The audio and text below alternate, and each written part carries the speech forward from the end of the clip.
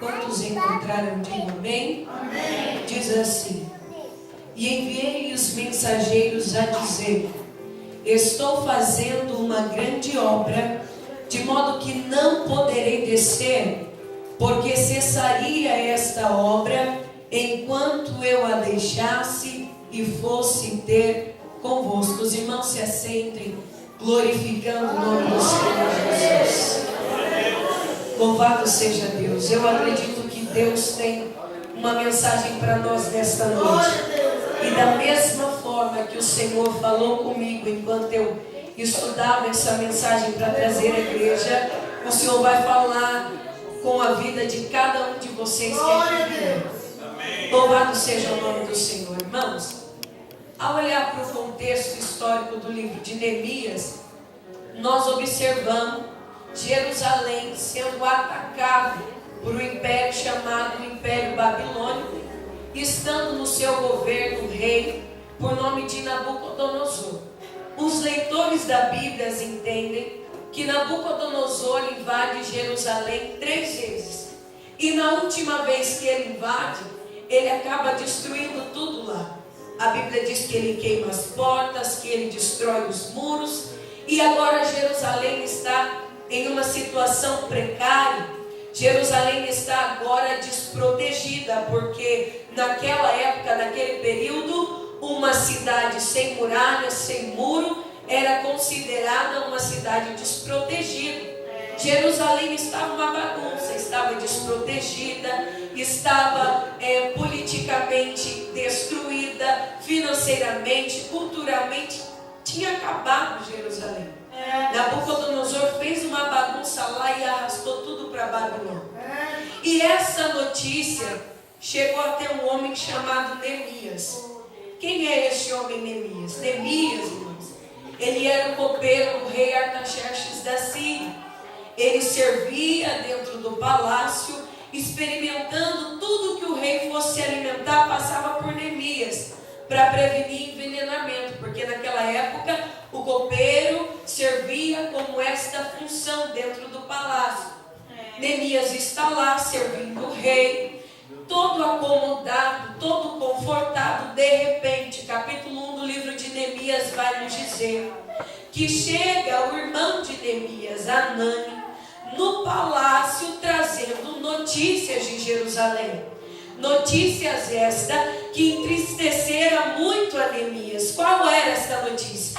Anani chega no palácio dizendo: Neemias, eu tenho más notícias para você. Eu tenho uma notícia que vai te deixar magoado.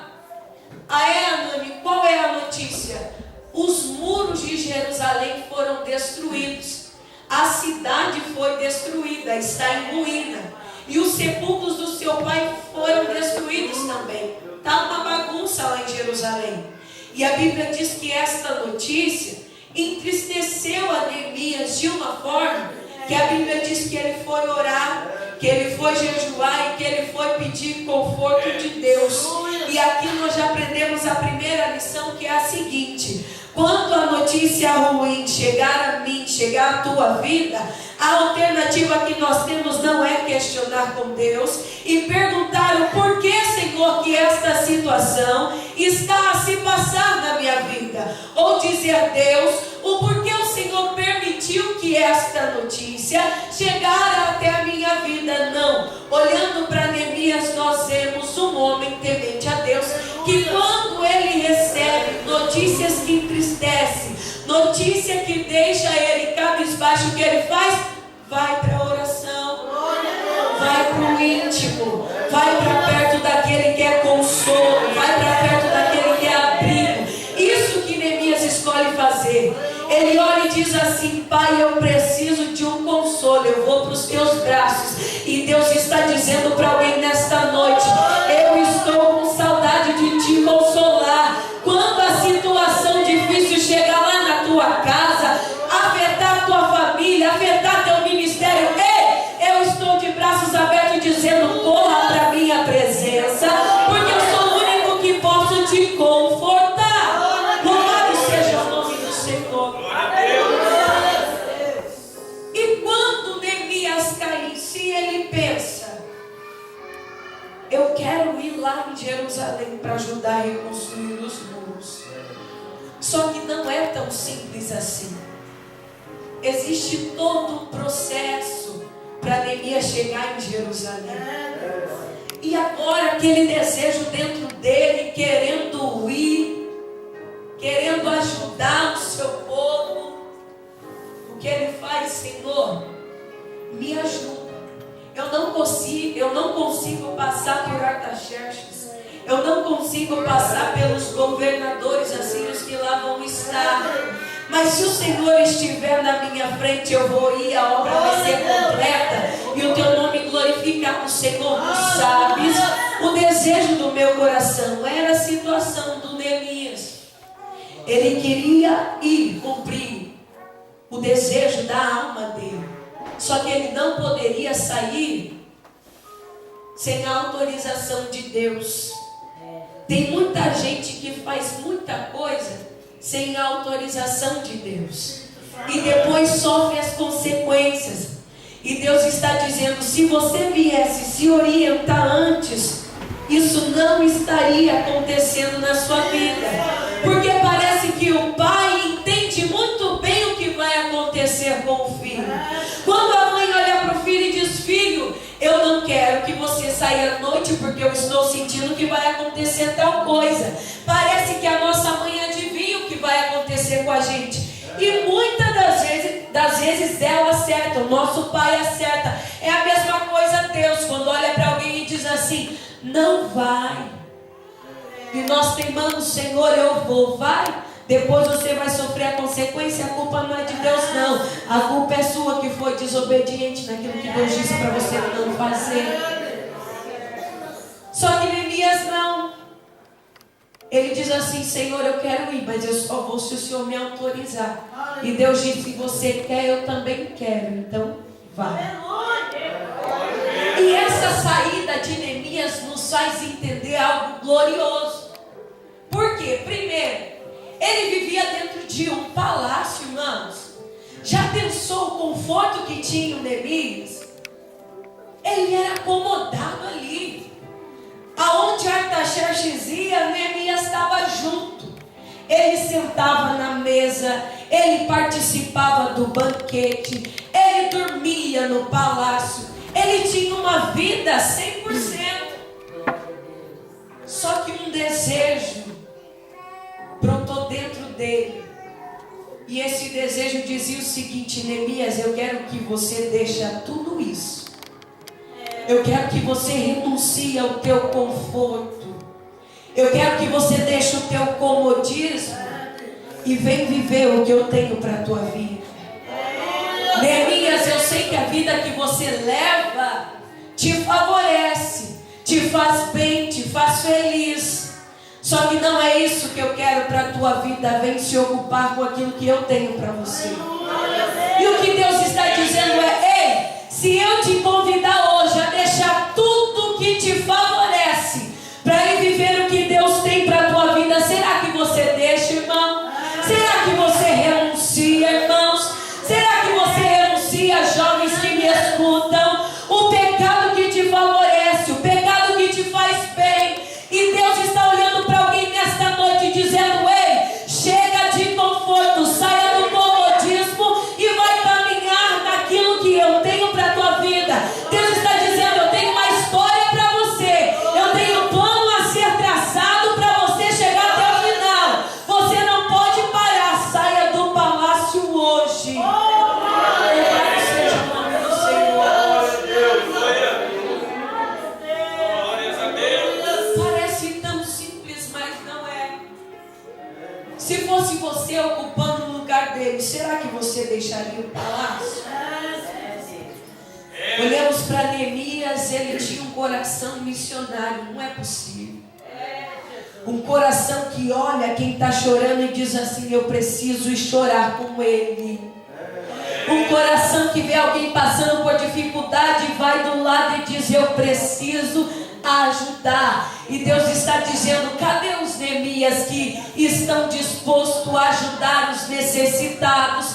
Cadê os Neemias que quando o irmão estiver passando por dificuldade vai bater na porta e dizer: eu vou te ajudar, eu vou passar com você nesta luta, porque Deus diz o seguinte: ei, chora com os que choram, alegram-se com os que se alegram, e todos juntos em unidade vão servindo ao mesmo Deus. O desejo brotou no coração do Neemias para ir servir em Jerusalém. Misericórdia, se fosse eu e você, nós olharíamos para a situação e dizíamos: nós não podemos fazer nada. E Deus diz: sozinho você não pode mesmo, mas a minha graça te basta e você vai ir. E você vai somar na vida de alguém, e esse alguém vai conseguir caminhar. Louvado seja o nome do Senhor. Esse é o Neemias. Que coração enorme, que bondade, que desejo de fazer a obra de Deus. É como se nós, no século 21, nessa situação, olhássemos para tudo e disséssemos para Deus: Deus, eu deixo tudo isso aqui, eu deixo essa rotina para eu viver aquilo que o Senhor tem para mim, para eu me ocupar com aquilo que vai te agradar, para eu fazer aquilo que é da tua vontade. E Neemias vai para Jerusalém, todo desejoso, feliz para fazer a obra de Deus, para trabalhar na reconstrução dos muros. Chegando lá em Jerusalém, capítulo 3 de Neemias, ele convoca toda a população, e ele era um grande líder, e ele diz: olha, eu vim aqui para reconstruir os muros, eu sozinho não consigo reconstruir, eu preciso da ajuda de vocês. E o que nós aprendemos com este capítulo? Que sozinho nós não conseguíamos, nós não vamos conseguir. Nós precisamos de alguém, e às vezes alguém se sente superior e diz: eu não dependo de ninguém para me ajudar, eu consigo fazer sozinho. E Deus está olhando e dizendo: meu querido, sozinho você não consegue. Eu te dei um irmão à tua direita, outro à tua esquerda para te ajudar. Porque sozinho você não vai conseguir. O pastor sozinho não caminha, a liderança do jovem sozinho não caminha, a liderança do louvor sozinho não caminha. Deus está dizendo: ei, unidade, vocês todos juntos em um propósito, buscando servir a Deus, caminhando naquilo que Deus quer. Sozinho você não vai chegar ao caminho. Eu vejo Moisés lá no monte, Arão e Hur do lado deles, e o povo na batalha lá embaixo. E a Bíblia diz que quando Moisés estava com as mãos estendidas, lá em Êxodo, o povo começava a vencer, e quando as mãos abaixavam, o povo começava a perder. O que Arão e Hur fez? Um olhou para o outro e diz assim: Moisés, senta aqui. Colocaram uma pedra, o Moisés sentou, um pegou a mão direita, levantou, e o outro a mão esquerda. O que a Bíblia quer dizer com isso? Sozinho Moisés não ia conseguir, mas com Arão e Hur do lado dele, ele conseguiu. É o que Deus está dizendo para você, meu querido. Sozinho você não consegue. Deus te deu amigos, Deus te deu, aleluia, aqueles que vão te apoiar para você realizar a obra com perfeição. Louvado seja Deus. Deus está aqui no nosso meio. Aleluia. E Neemias convoca todo o povo, e ele diz: cada um trabalhe de frente com a sua casa aí para reconstruir, para o povo se animar. E começou a reconstrução, animado, trabalhando na obra de Deus. Só que de repente, no capítulo 2, do 4 vai falar também, surgem os opositores. Quem são eles? O Sambalate, o oficial Oronita, o Tobias, o oficial Amonita, e o Gesem, o Ara. Os três, a máfia se une, olha para o Neemias e diz assim: ele não vai conseguir reconstruir até a história atual. Que quanto mais você se dedica na obra de Deus, mais tem alguém olhando e dizendo: não vai dar certo, você não vai conseguir, para, porque você não tem capacidade. Ei, Deus está dizendo: não olha para a oposição, não, continua trabalhando. Ei, a Bíblia diz que lá do vale de On, Sanbalate gritava: Neemias, desce do muro, vem aqui que eu quero conversar com você. E o capítulo 6, o versículo 3 que nós lemos, olha a resposta do Neemias. Ele olhava lá para baixo, imagino eu, e dizia: ei, eu estou ocupado em uma grande obra, de modo que eu não posso descer, eu não posso parar esta obra, eu não posso perder tempo. Ei, a oposição está soprando de baixo, mas uma voz me chama de cima dizendo: ei, você não pode parar, Neemias, prossegue, taca tijolo e concreto aí, meu querido, você não pode parar. O que Deus está dizendo para alguém nesta noite? Abraço, a dificuldade está chegando, o desespero está te apertando, a angústia, a aflição, mas Deus está dizendo: você não pode parar, você não pode ceder à oposição, você não pode ceder à voz que sobra lá de baixo dizendo: não vai chegar, não vai conseguir, não vai alcançar. E Deus está dizendo: para, eu não dependo de opinião humana para fazer o que eu quero. Se Deus quer e você quer, meu querido, trabalhe, se ocupe, se dedique, porque Deus vai fazer algo grande na sua vida. Abraço, querido, louvado seja Deus.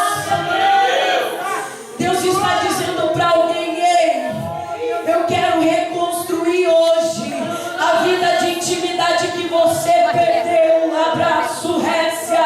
Eu quero reconstruir hoje a vida de oração que você perdeu. Eu quero reconstruir hoje a amizade, a aliança que eu tinha com você e você se ausentou. Deus está dizendo: eu vou levantar Neemias hoje dentro dessa igreja para trabalhar na reconstrução da vida espiritual que está em caos.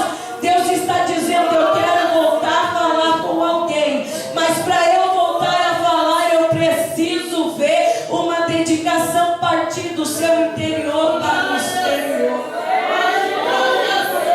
Deus está olhando para jovens nesta noite e dizendo: ei, se ocupe com a obra de Deus. Pare de perder tempo com o que o mundo tem a nos oferecer, porque é passageiro. Deus está dizendo: eu te chamei para se ocupar com o que é do céu.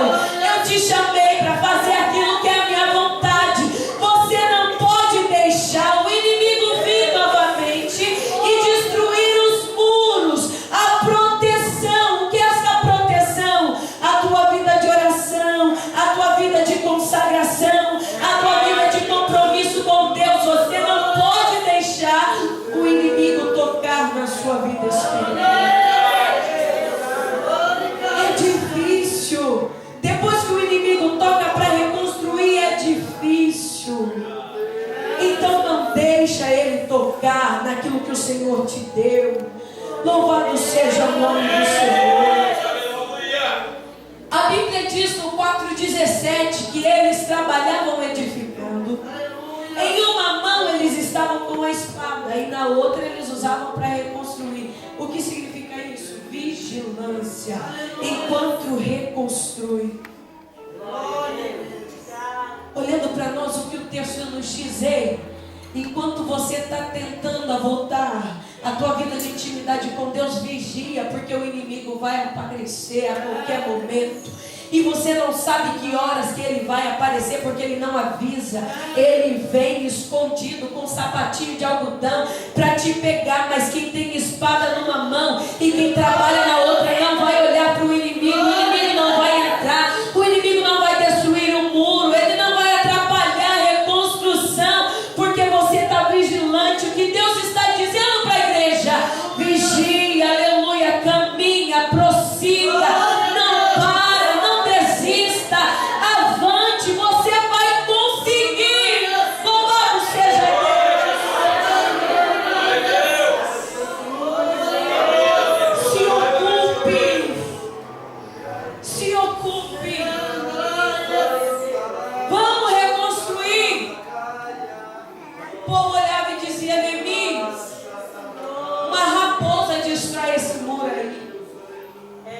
zombaria afetou também.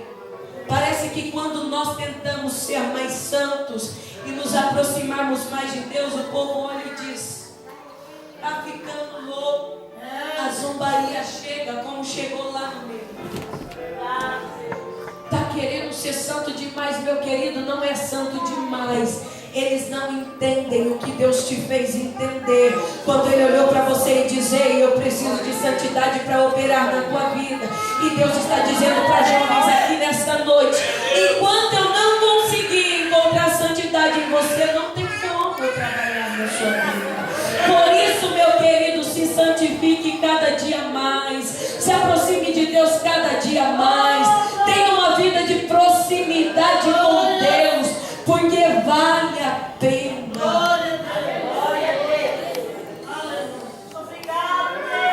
Daí tem alguns que dizem: Senhor, eu não consigo mais reconstruir. Já macetaram meu muro espiritual. Não tem mais jeito. E Deus diz assim: tem um vaso nas minhas mãos lá na olaria, que eu estava trabalhando nele, de repente ele quebrou. Só que como na olaria de Deus não existe lixo, Ele pega aquele barro quebrado e começa a modelar novamente, dá formato para Ele dizer: você vai ser um vaso novo, usado nas mãos do Senhor. Quem olhou e disse: é caco, não tem mais jeito, não vai dar para reconstruir. Deus disse: é do caco que eu preciso, é desse farelo que eu preciso. Deixa eu te modelar e fazer de você um vaso novo.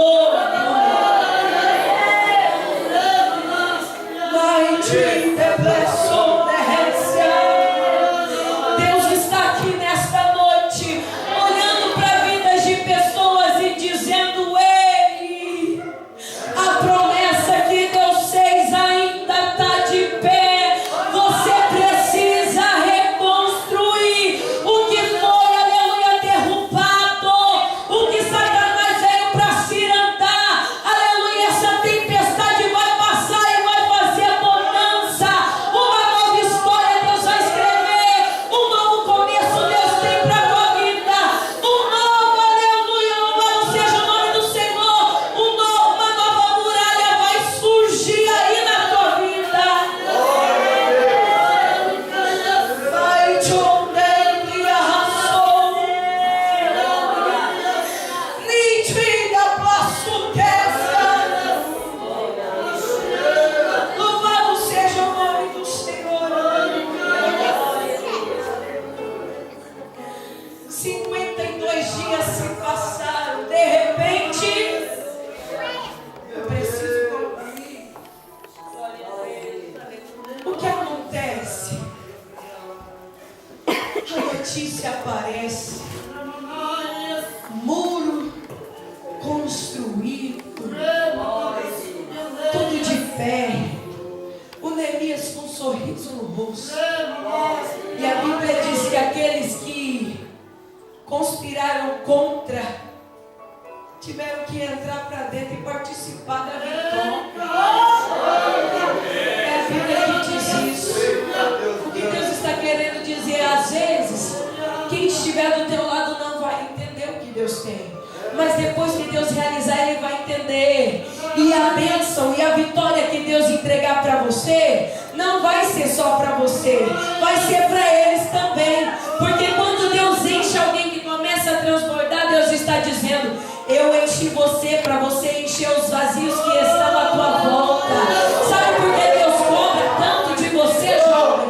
Sabe por que Deus exige tanto de você, jovem? Porque Deus está dizendo: quando eu te encher, você vai encher os vazios que vão estar perto de você, que vai olhar e vai dizer: eu quero ser crente, mas eu quero ser igual o irmão fulano.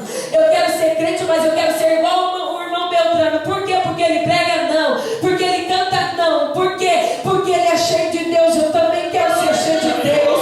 Não é porque ele prega, porque ministério não é pregação. Não é porque ele canta, porque ministério não é louvor. Sabe o que é ministério, meu querido? Mateus 6,6. Sabe o que está escrito lá? Entra no teu quarto, fecha a tua porta e no secreto Deus vai falar.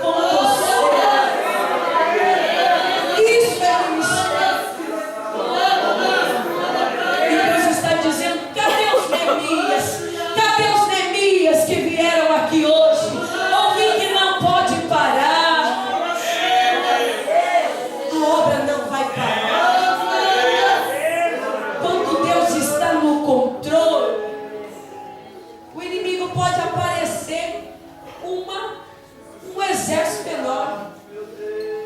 Ele não consegue, porque Deus está na tua frente.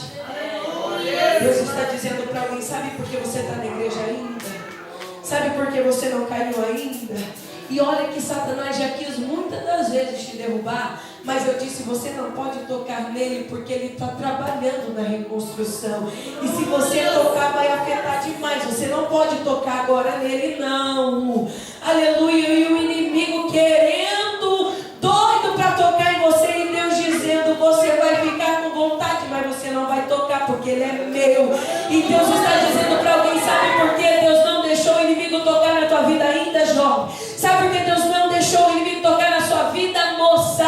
Porque Ele te escolheu e te selou, te separou, porque você é dele. Aonde você caminhar, a marca de Cristo te acompanha. Louvado seja o nome do Senhor. Não tem como se esconder, estamos marcados. Ô Pedro, você estava com Jesus, não estava? Pedro, mas você anda como ele, você fala como ele, você se importa como ele. Ah, mas eu não sou igual a ele. Está tão marcado por Deus que nem consegue disfarçar. Onde ele vai, Deus é notado. Ele diz: eu não quero, e Deus diz: já está marcado, não tem como. Você tenta desviar e não consegue, por quê? Você está marcado. Você está separado, e Deus te encontra onde você correu.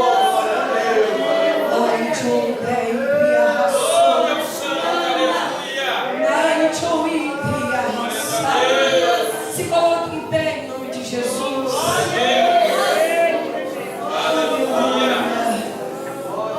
Deus está olhando para corações aqui, dizendo: ei, se você quiser se ocupar hoje, se você quiser começar uma nova reconstrução hoje, eu estou disposto a te ajudar. Eu estou disposto a pegar na tua mão e a te sustentar para você chegar até o fim. Os jovens aqui na frente, por gentileza. Louvado seja Deus. Toda a mocidade. Mas ela vai ficar andando. Louvado seja o nome do Senhor. Abrace alguém que estiver ao teu lado aí. Louvado seja Deus. Irmãos, eu quero perguntar se tem alguém para Jesus hoje. Tem alguém para aceitar Jesus hoje? Para aceitar o sacrifício de Jesus? Louvado seja o nome do Senhor. Tem alguém? Aleluia. Louvado seja o nome do Senhor. Pode vir para frente. Não se acanhe. Vem para frente. Vem para frente. Louvado seja o nome do Senhor. Aleluia. Aleluia. Deus é fiel. Ai, te odeio. Ai, complexo e de arrasou.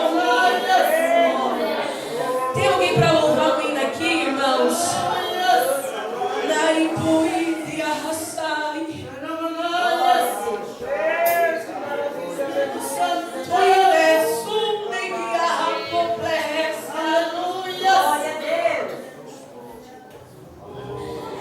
Deus quer visitar alguém hoje.